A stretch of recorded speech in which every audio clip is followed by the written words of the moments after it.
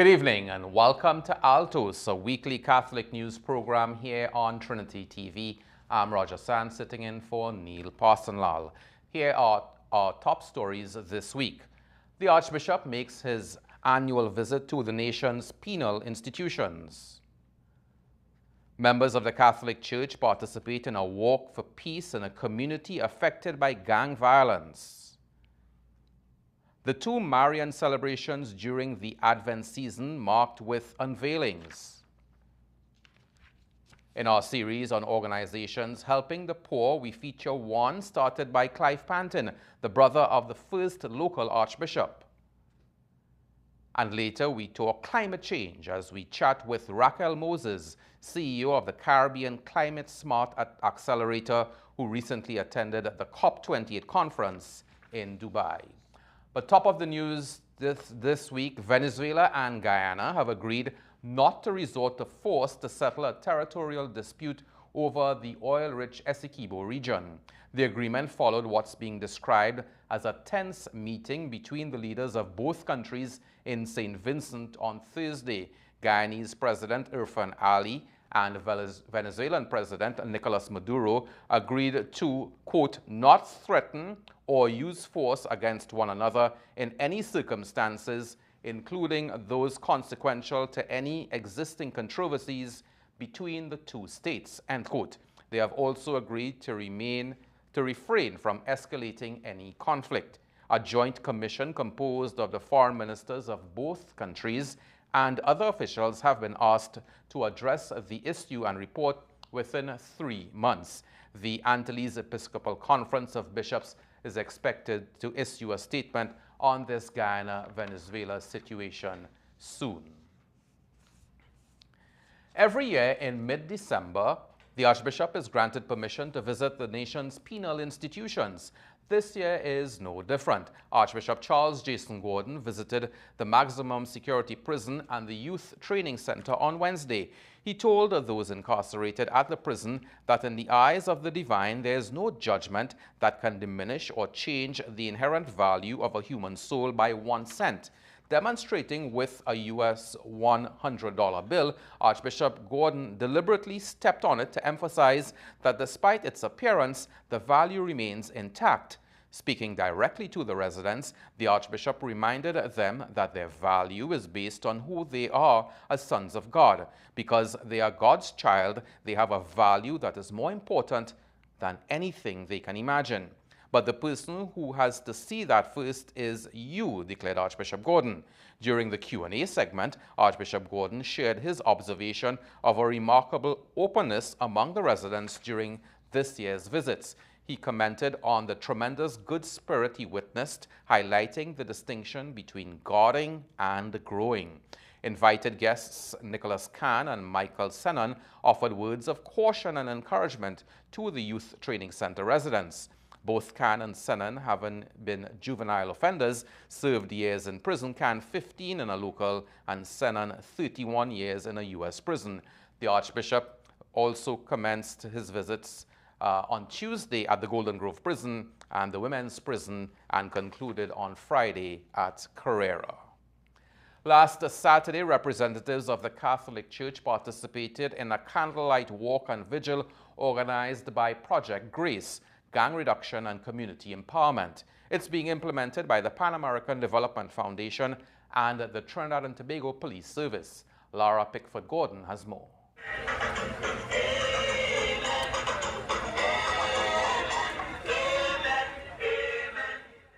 The walk from Besson Street along St. Paul Street was aimed at showing solidarity with the East Port of Spain community after the murders of 23-year-old Shondell Bernard and 43-year-old Jason Alexander last month.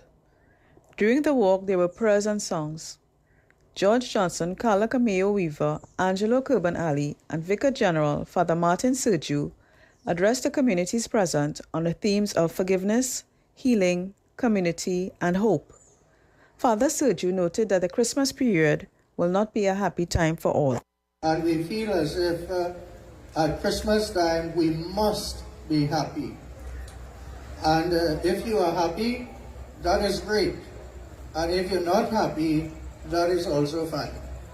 because God is with you. Father Sergio referred to the site of the murders as blood sites, recalling that worship by the early church was done over the graves of the martyrs. This spilling of blood right here on St. Paul Street really takes us back to our ancient Christian roots to remind us that in the heart of what we celebrate and what we proclaim as hope, there is a certain amount of darkness that we have to cope with every day. Father Sergio told the community that hope starts with prayer and urged the adults to encourage the children to pray. And so I want to invite all the parents here, all the grandparents, all the aunties, the uncles, and so on, to please pray with the children. Amen. If you want a better future, start with your children and your grandchildren. And that is where that hope will come alive. I am Laura Pickford-Gordon for Catholic News, Altos. COP28 in Dubai came to a close this week with an agreement that signals the beginning of the end to the era of fossil fuels, according to the UN Climate Change Executive Secretary Simon Steele in his closing speech. In a message delivered earlier on his behalf by Cardinal Secretary of State Pietro Parolin, the Pope had this to say to the COP Assembly. The destruction of the environment is an offense against God, a sin that is not only personal but also structural, one that greatly endangers all human beings, especially the most vulnerable in our midst, and threatens to unleash a conflict between generations. The Pope suggested that the way out of the current environmental crisis is the way of togetherness and multilateralism. He called for effective cooperation in a world that has become so multipolar and at the same time so complex that a different framework for effective cooperation is required. A United Nations climate change press release at the conclusion of COP28 stated negotiators from nearly 200 parties came together in Dubai with a decision on the world's first global stocktake to ratchet up climate action before the end of the decade, with the overarching aim to keep the global temperature rise to a limit of 1.5 degrees Celsius. And we'll have more on that COP28 conference in a few minutes after the break. The Cathedral of the Immaculate Conception celebrated its patronal feast on December 8th. The Catholic News was there, and Laura Pickford-Gordon tells us more. Presiding at the Mass, Apostolic Nuncio Archbishop Santiago de Guzman said, like Mary, Catholics should never lose the ability to be amazed by what God has done in their lives and what He expects. It would help us to keep alive our thanksgiving to God and avoid using our mediocrity as an excuse to renounce holiness in our lives.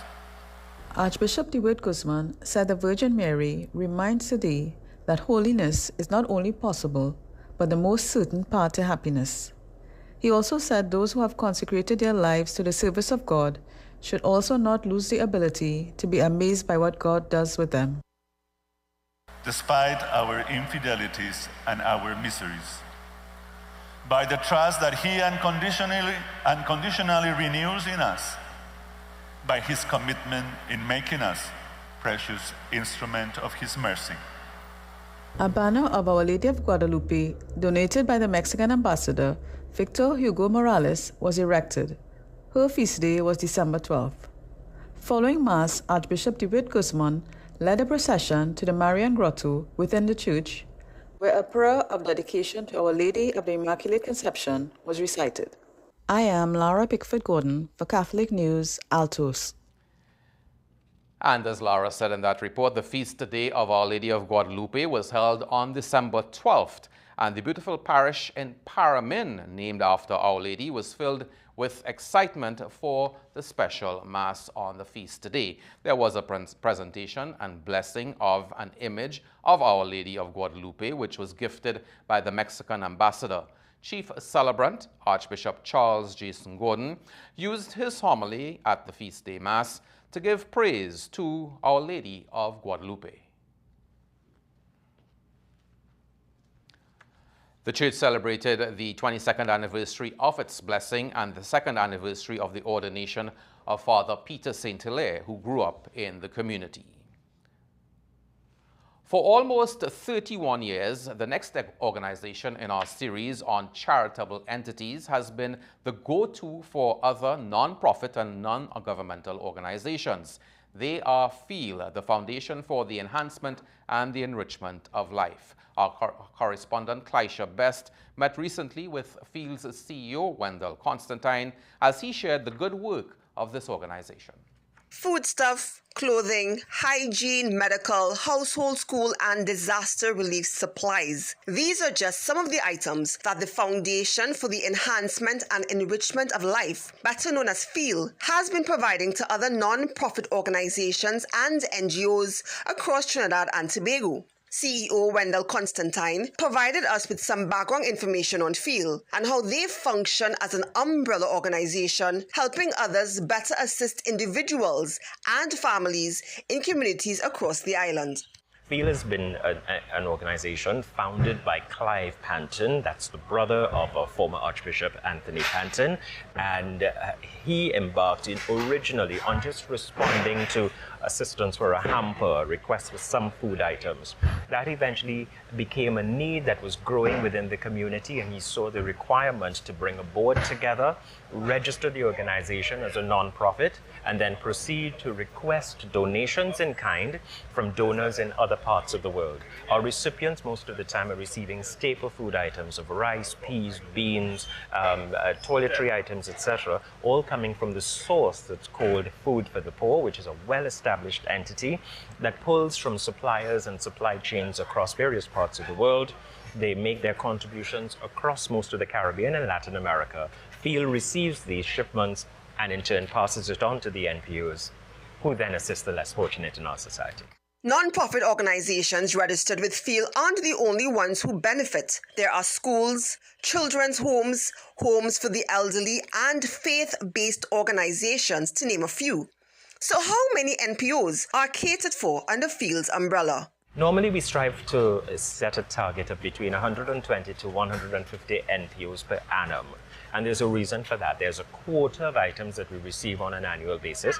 And whilst the amounts that we may be talking about could be in the vicinity of between 30 to 50 million TT dollars worth of goods in kind, there is only so much that we could do from a capacity standpoint. In terms of funding, Mr. Constantine told us how FEEL is able to meet its needs and how individuals and corporate TNT can assist. The operations for our organization have been capped at between $1 and $1.5 million per annum.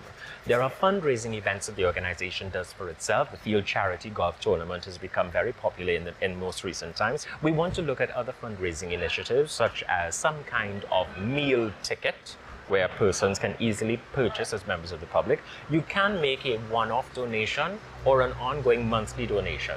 On the FEEL website, feeltt.org, is a WePay platform that allows you to use your business card, your credit card, your Links card in order to make a donation. Subsequent to that, of course, is also the opportunity for persons to work through their organizations. Members of staff can be involved in a matching donation with their head of organization. There can be deeds of covenant from corporate Trinidad and Tobago. You can make a normal collection and make a donation to FEEL at one of our bank accounts. And if not, arrange an event and part proceeds can be a contribution to FEEL. FEEL's distribution occurs every 2 weeks with the assistance of volunteer officers from the Trinidad and Tobago Defence Force. This ensures a standard distribution process. I am Clisha Best for Catholic News, Altos. Well, we're getting closer to the Christmas season, and with that comes the blessing of creches across Trinidad and Tobago. Monsignor Christian Pereira joined the community of Savannah Drive in Tacarigua to bless their community creche recently. As we prepare for Christmas to celebrate the birth of Christ, tonight we pause to ask Almighty God to bless this Christmas creche, this manger. The practice of erecting such mangers was begun by St. Francis of Assisi as a means to set forth the message of the gospel for all Christians. When we look at these figures, the Christmas story comes alive.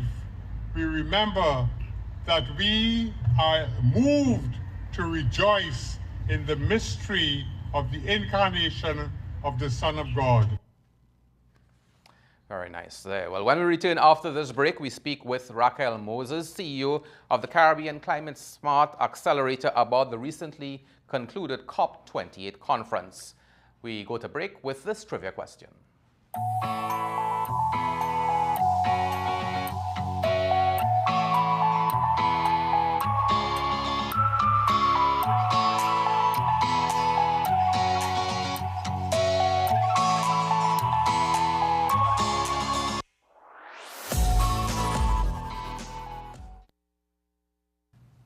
Welcome back to Altos, and joining us now is Raquel Moses, a UNFCCC Global Ambassador and CEO of the Caribbean Climate Smart Accelerator. Now, if you've not heard of them before, according to their website, they raise awareness and ensure that Caribbean small island developing states receive assistance to become more resilient, and they are, among their goals stated, they are looking to place the region on an irreversible path to generate 90% of electricity from renewable sources and, among other things, electrify the transport sector by 2035. Now, Raquel and I guess some of her team were in Dubai for the recently concluded COP28 conference. Raquel, welcome to Altos. Thank you very much for joining us. Thank you so much for having me. I know it was a whirlwind last few weeks with a lot of discussions. Tell us, in terms of the CCSA and your involvement, their involvement in the COP28 negotiations and the COP conference overall. So overall, how COP works is that there's the core set of negotiators who are negotiating on behalf of the agreement that all nations will adopt by the end of the conference. And that is a separate negotiation from the rest of the conference, where you have a lot of side events and lots of collaborations between organizations. So we were there with CARICOM and the Caribbean Community 5C organization. We worked with Climate Analytics and a lot of other organizations to bring awareness to the region, to advocate for the Loss and Damage Fund, which was funded on the first day of the conference, but also to do things like bring new donors to the region, because that's something that we desperately need in the energy transition and in the greening of our economy. And in terms of the work that your organization does in the Caribbean, tell us a little bit about what are some of those projects that you're working on right now? Sure. So I'll tell you, we launched a project in August, our Climate Smart Agriculture project, and it's a way of us developing more food security. We did it in Anguilla, Barbados, and Cayman, and it's testing hydroponic units to grow our own food, to increase our production yields, to use less water in our food production, and production of leafy greens. And those are the kinds of projects that we do. We have a clean water project in Jamaica. We have a regional energy collaboration for the export of green hydrogen project in the Eastern Caribbean. We're developing a blue bond in the Eastern Caribbean as well. So those are the kinds of projects that we do. Right. Getting back to COP, it's being hailed as the first time in many years that, in terms of climate talks, that countries have agreed to transition away from fossil fuels. Was it that clear-cut coming out of the conference?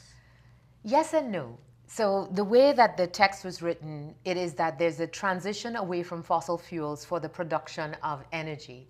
And what that means, it's very significant, because prior to this, in all of the 27 previous conference of the parties that were held, they didn't necessarily identify the cause of the carbon emissions and highlight fossil fuels as something that we needed to transition away from.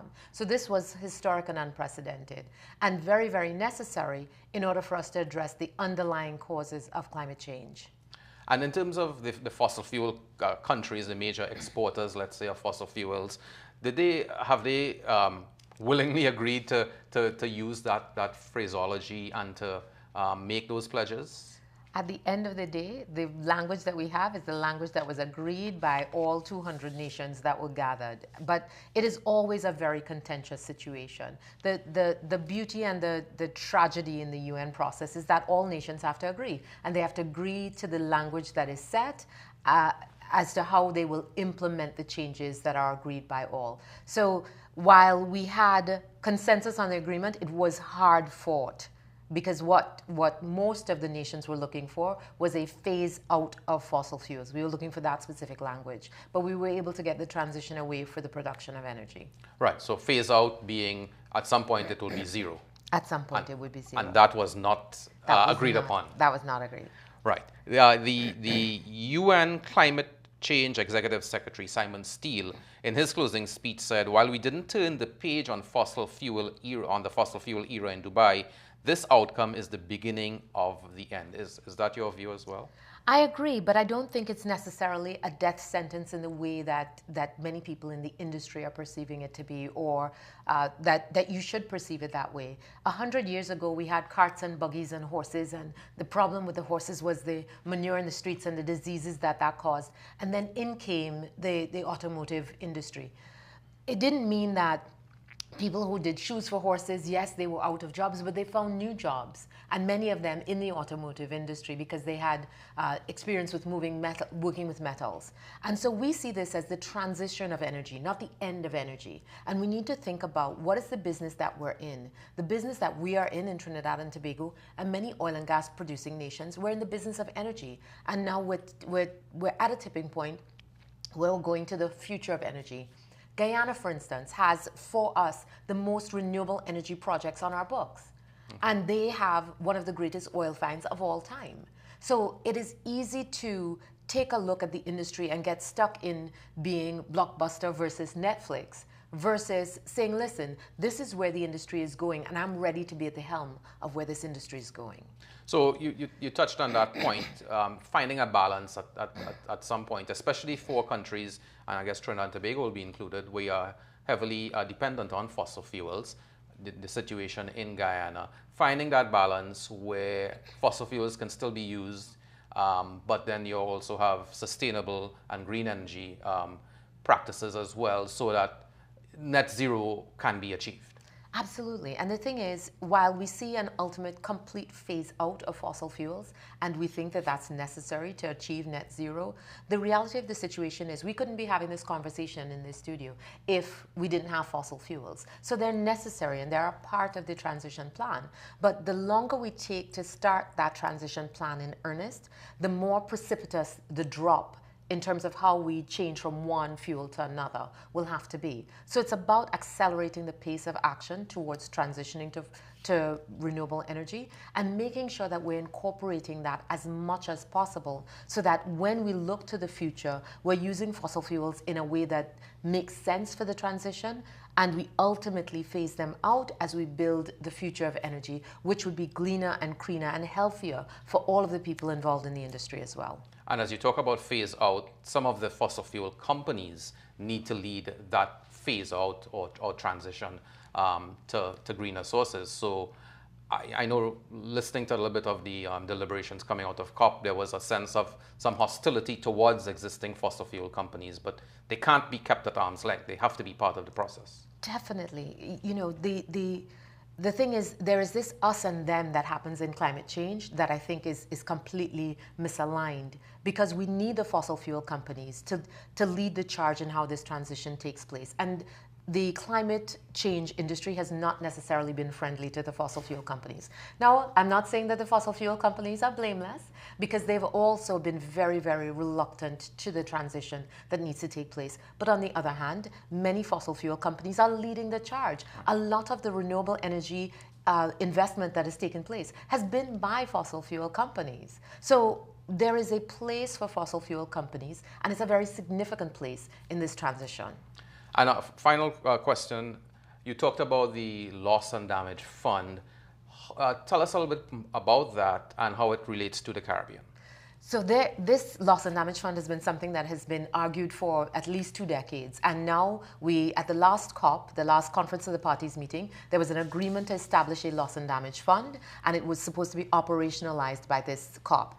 What many people had expected was that we would fight to the bitter end and hear something about it. On day one, there was $550 million worth of commitments. By the time we left Dubai, there was $792 million worth of commitments to fund this loss and damage fund. And what that means is that for nations like ours, that we don't experience hurricanes, but we definitely experience flooding, droughts, storm surge, and all of these things, this allows us somewhere to go when the damage is above and beyond what should normally be expected. And what we're hoping is that they operationalize this fund by actually getting from those pledges to the money in the bank, and they implement a board that can then assign the money when we are in need.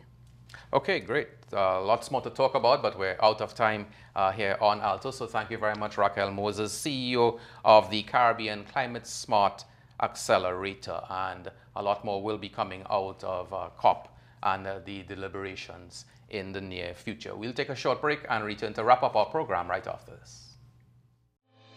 Altos, from the Latin altus, meaning high. Every Friday night we feature the top news items hot off the press.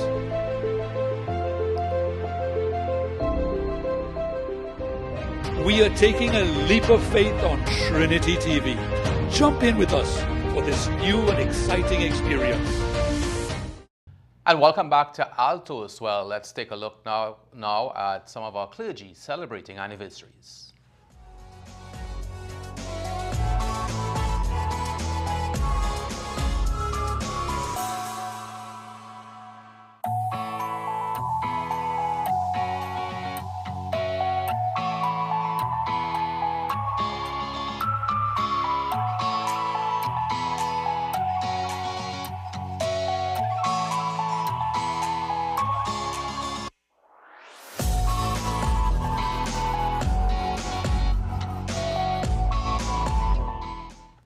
Congratulations to them all. Well, a look now at some of the activities and events happening in the Archdiocese.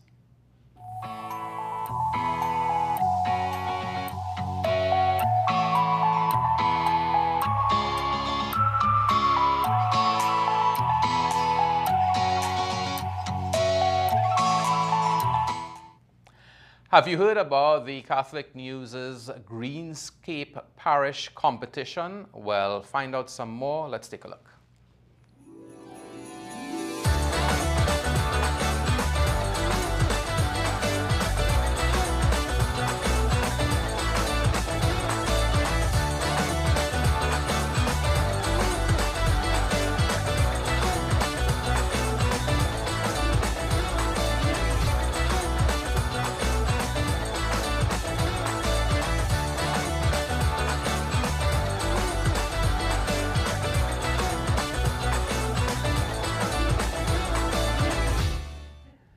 And you can find out more about which parish is in the lead in the Parish Greenscape promotion when you pick up your copy of this week's Catholic News. Here's also some of what's in this week's copy.